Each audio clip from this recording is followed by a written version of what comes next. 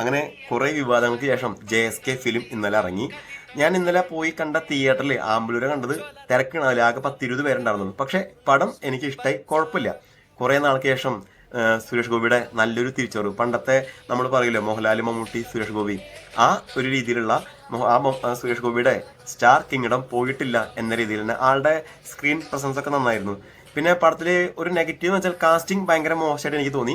അത്രയും രസമായിട്ട് കാസ്റ്റ് ചെയ്തില്ല. പടം തുടങ്ങി ബിൽഡ് ചെയ്ത് കൊണ്ടുപോയി ഒരു ഇന്റർവ്യൂ വരെ നല്ല ഹൈപ്പിൽ കൊണ്ടുപോയ പടത്തിനെ സിമ്പിളായിട്ട് ഒരു എൻഡിങ് ചെയ്ത മാതിരി എനിക്ക് തോന്നി. ഈ ചിന്താമണിയും ഈ പടം എടുക്കാൻ രണ്ടും നല്ല ഡിഫറെൻ്റ് ആണ് കേട്ടോ. പക്ഷേ സുരേഷ് ഗോപിയുടെ അഭിനയം നന്നായിട്ടുണ്ട്. ഒരു വട്ടം കാണാവുന്ന ഒരു നല്ല പടം. പിന്നെ കുറച്ചും കൂടിയൊക്കെ നന്നാക്കായിരുന്നു പടം. അതാണ് ഞാൻ പറഞ്ഞത്, കാസ്റ്റിംഗ് ഭയങ്കര മോശമായിരുന്നു, ഡയലോഗ് ഡെലിവറി ഭയങ്കര മോശമായിരുന്നു. മാധവ് മോൻ ആള് ഒരു പുതിയ ആളാണ്, പിന്നെ നമ്മളെ അടച്ച് അധിക്ഷേപിക്കുന്നത് ശരിയല്ല. എന്നിരുന്നാലും പെർഫോമൻസ് അത്രയും ഓക്കെ ആയി എനിക്ക് തോന്നിയില്ല.